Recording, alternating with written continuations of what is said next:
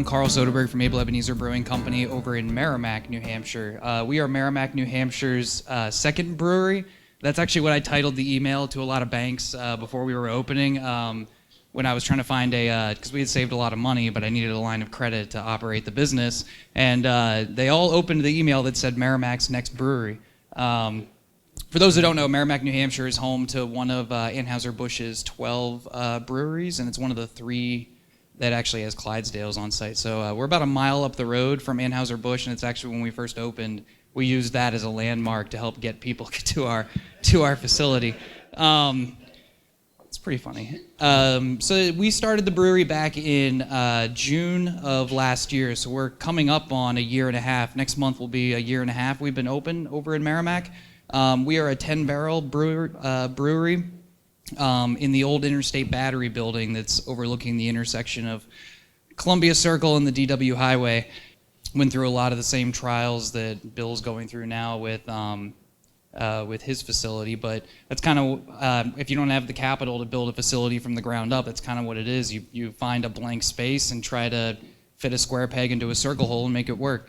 And we're no different.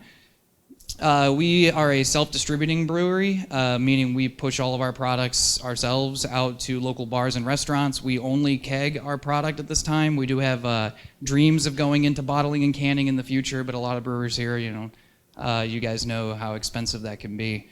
And I feel like the kegs have kind of been a good way to establish ourselves in the market and kind of prove that, not just to the market, but to ourselves, that we know what we're doing. So I'll jump right into the beer. The darker one that's in front of you is Burn the Ships. Who's had Burn the Ships? This is the beer that pays the bills for us, which actually was surprising, because not only is it a very unique beer, it's also the most expensive of the ones we make, which means it's not cheap for restaurants to buy. So right now we're poured on tap. We distribute to about 55 local restaurants, most of them in the Merrimack River Valley, a few out here in the Seacoast between Rochester, Portsmouth. And out of those 55, more than 40 of them pour Burn the Ships, the most popular beer that we make. It's a smoked IPA, which was kind of a weird homebrew idea. That, part of homebrewing that's fun is when you're doing small batches, you can play around with ideas that don't seem to make sense and see if you can make something out of it. And the smoked IPA kind of started that way. Smoked malt was something that really intrigued me and Mike. We wanted to find a way to use it in a different way. And we found that it added a unique balance to the hops and kind of stripped a lot of the bitterness, which is typically what most people don't like about IPAs. People will come into our brewery, even when they order a flight, they'll say, I want everything but the Burn the Ships. And I tell them, I'm going to pour it, and if you don't like it, I will buy it back from you. I have yet to buy one back.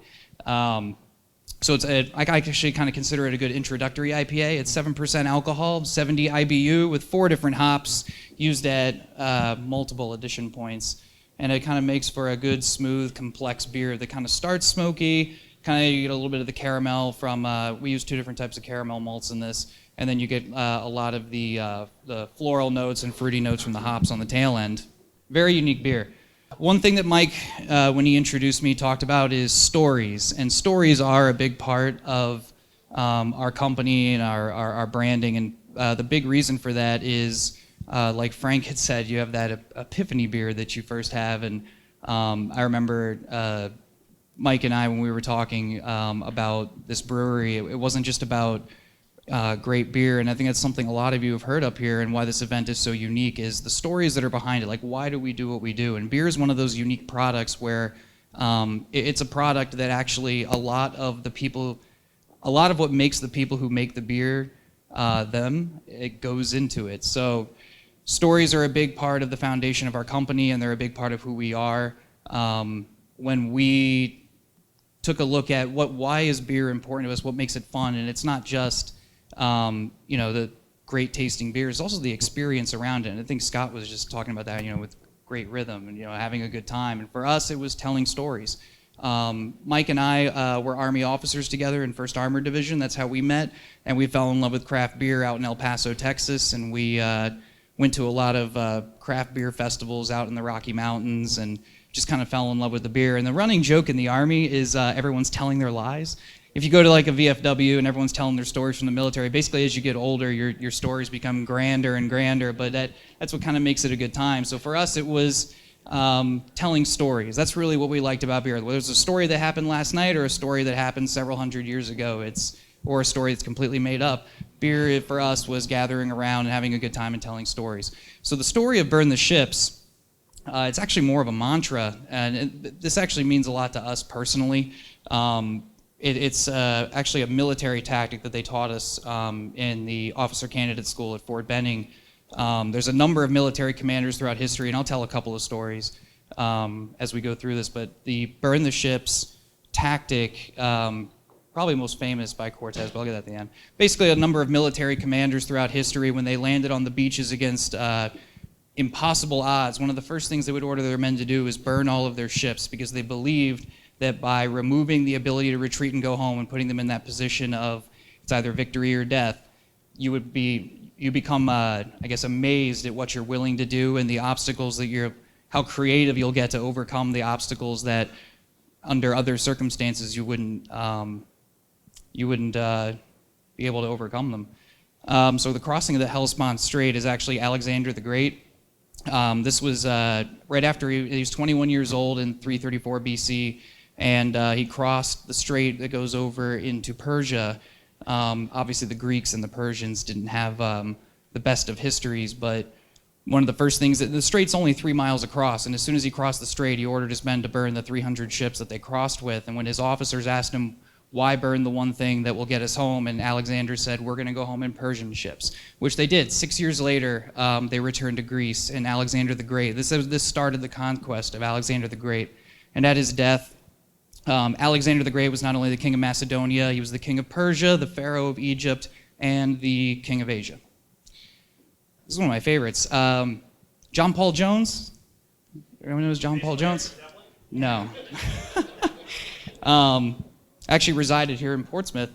He was a bit of a rebel during the American Revolution, but this story, the Battle of Flamborough Head, he had basically been kicked out of the colonies and sent over to France and was told, just do whatever you can to help the cause over there, because he was such a rambunctious officer, and his tactics were considered so risky that they didn't want him on the front lines commanding a naval vessel, because we basically didn't have a navy back during the American Revolution. So the French gave him a ship, and he basically interpreted the order of do whatever you can to help the cause as I'm going to harass the entire shoreline of Britain, and it's pretty much what he did. He would sail into British ports and spike cannons and light ships on fire and burn garrisons. He actually brought the war home to the British and caused a lot of political strain between or I guess back at home in Britain, people were starting to question, is this war really worth it? And the Battle of Flamborough Head was his first standoff against a much superior vessel, the Serapis. And in the midst of the battle, his ship caught fire after his French cannons blew up, of course. And while his ship was burning, instead of retreat from the battle to make repairs, the captain of the Serapis, Captain Pearson, actually called over to him and said, basically demanded him to take down his colors and surrender the ship because the ship's on fire. He believes he was going to die. And instead, John Paul Jones said his famous line, I have not yet begun to fight. Turned the ship into the Serapis and ordered his men to lash the two boats together. Basically put his men into that situation of victory or death, and they overpowered the crew of the Serapis and cut the Bonhomme Richard, that was the name of his ship, free, and he took the Serapis home to France, and he was very well celebrated. It's a cool story. And then this is probably the most famous one, just because of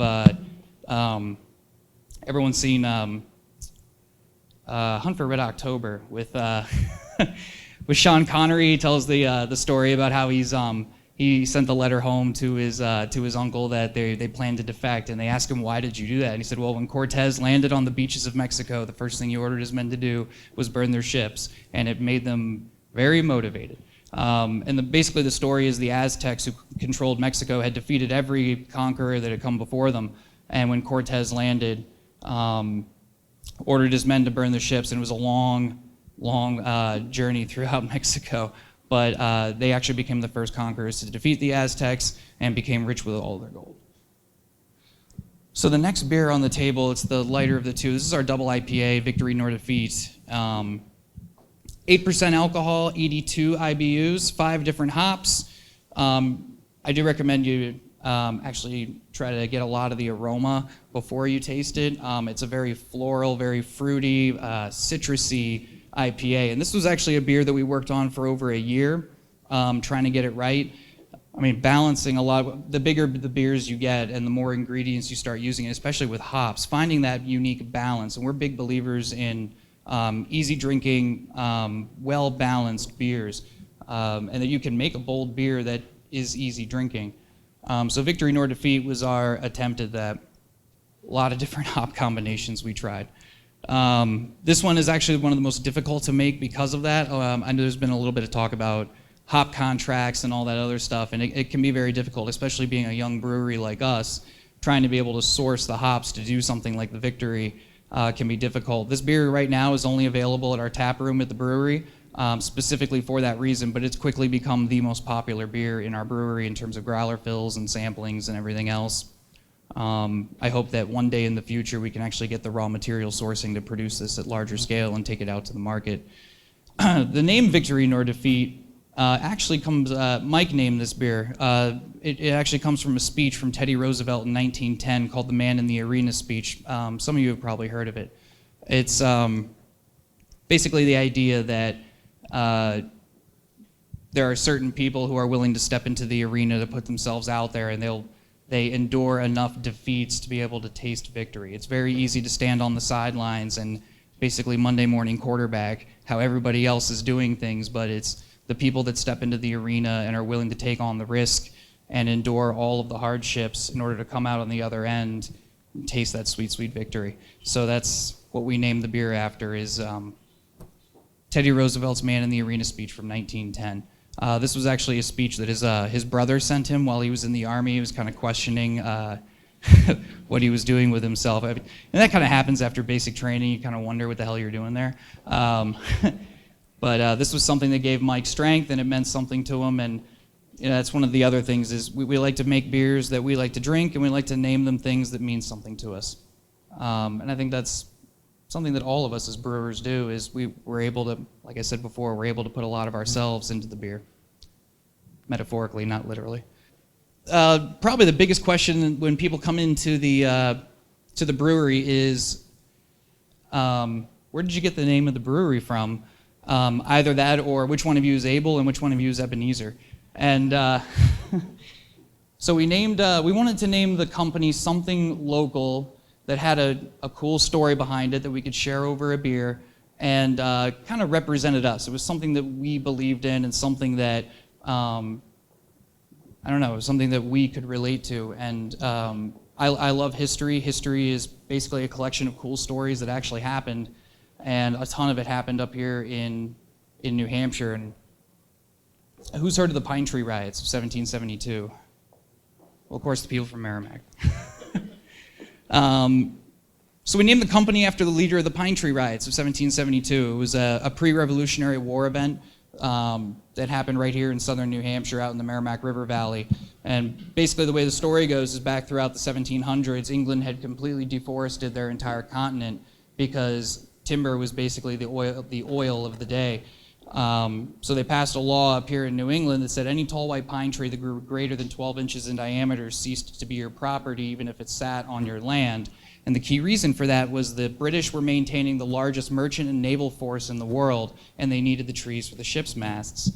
But that was actually detrimental to the economy up here, because that's what most people in New Hampshire did to make a living, was logging, running mills. And one mill owner, Ebenezer Mudgett from Ware, New Hampshire, disobeyed the law openly, to the point where in 1772 a warrant was issued for his arrest. British law enforcement went up to arrest him, and instead of being turned over, the people from Ware and Goffstown, New Hampshire, rallied around him and started the Pine Tree Riots, to the point where the British military had to come up into New Hampshire and quell the riots. And eventually, after his forces were scattered and Ebenezer and 8 of his conspirators were captured, the British military turned them over to the New Hampshire court system. And the New Hampshire court system, the judges let the men go free. So it became one of the first instances, leading up to it was one of the first instances where both the local populace and the local government successfully civilly disobeyed British oppression. And it's one of the reasons why, if you actually come into our tasting room, there's a number of replica militia flags hanging up, and they all have pine trees on them. Some of them might be recognizable, but they all have pine trees on them. And a lot of people don't know why the pine tree was used as a big symbol. It wasn't just because it was in one of the key reasons why is the pine tree, because of this event, became one of the first symbols of American liberty and individualism, ability, etc. So that's why we call the company Able Ebenezer. Ebenezer being a man of ability, and it sounded better than Ebenezer Mudgett Brewing Company. So that's our company. Those are the stories that we like to tell down at the brewery. So this is us in the Army. It's this is Mike. In the Army, I'm the less professional of the two. I like to barter a lot, and when I was in Iraq, I traded a lot of things, patches, gear, etc. This is us building our brewery. We learned how to use a jackhammer. A lot of brewers up here have talked about collaboration. From the time that we started writing our business plan, the amount of brewers that were willing to open their doors and have us come in and be able to talk about the challenges that we would have to go through, what things that they went through, and basically I could just go in and ask the question of, hey, when you first started this, and what did you wish you knew back then? And that's something that we've tried to kind of give back to the community, because like Bill from Oddball, we've had him in a couple of times to take a look at our brewing setup and talk about codes and everything else. The guys from Deciduous, Dave and Frank, have been in a few times. And I think that is something that is special about the beer business, is how collaborative and supportive it is. We learned a lot of skills. Mike keeps joking that we could start a contracting business based on everything we did, which is probably true. Building the floor drain was probably the biggest challenge. So those are a couple of photos of our bar. It's a 700 square foot ale room down at the brewery in Merrimack. We only opened it for 4 days a week when we first opened, and only doing flights and growler fills, but very quickly people just kept coming in, and about a month and a half after we opened, we expanded to 7 days a week. We were open all day today from 12 to 8 with the NFL on and a food truck outside, and we have a lot of fun there. It's kind of turned into a nice, cool spot down in Merrimack. Most of our customers are people who live and work in the local area. The brass brand there, we make our own tap handles, and they're cut from New Hampshire white pine in keeping with the story. And they're actually made by a branding artist in New Boston, New Hampshire. He's a third-generation branding artist, and he carves these brass brands by hand. He's one of the last remaining people in the country who actually still does it by hand. I don't know what's going to happen when we come up with new brands if he decides to retire. But we cut the handles ourselves. We fit them, paint them, and hot iron brand them ourselves down at the brewery. That's our distribution. It's just me and Jake. Jake was our first employee. We hired him a month after we opened. We did add another vehicle. We still have the Transit and put some new logos on it, but we also just picked up the Jeep Renegade. I actually have it outside. We gutted the entire back of it and built a keg rig into it so it can carry. It actually carries 12 kegs. The load capacity on the thing is awesome. Jake was another veteran. We hired Jake. When we wanted somebody, there's one thing that's nice about veterans is you don't even have to ask them if they have experience like that. I'll figure it out. They'll keep their mouth shut, they'll listen, and once they have it figured out, and if they come across a problem, they'll find a way to figure it out, and Jake's really good at that. We do live music now every Monday night at the brewery. That's a funny story, because when we opened to 7 days a week, we're like, there's only 3 of us. How are we going to cover 7 days a week? And Jake said he would take a night, and I said, oh yeah, you can have a night and just make it your own. And he started open mic night, and it's been one of the more popular nights now at the brewery. We were voted best brewery in the Hippo, which is kind of a big deal in the Merrimack River Valley. We have kind of a cultish following of people that just absolutely love. It really means a lot to Mike and I, the amount of people that support us and love what we do. And that's our team. Heather we brought on in September of last year, so she just passed her 1 year mark. She's the only one of the four of us who has industry experience. She actually came from marketing, promotions, and sales in the alcohol world. But this is the four of us at our 1 year anniversary back in June. We had over 1,000 people come through the ale room that day, and yeah, it was fun. So that, in a nutshell, is Ebenezer Brewing Company, 17 months into this crazy adventure.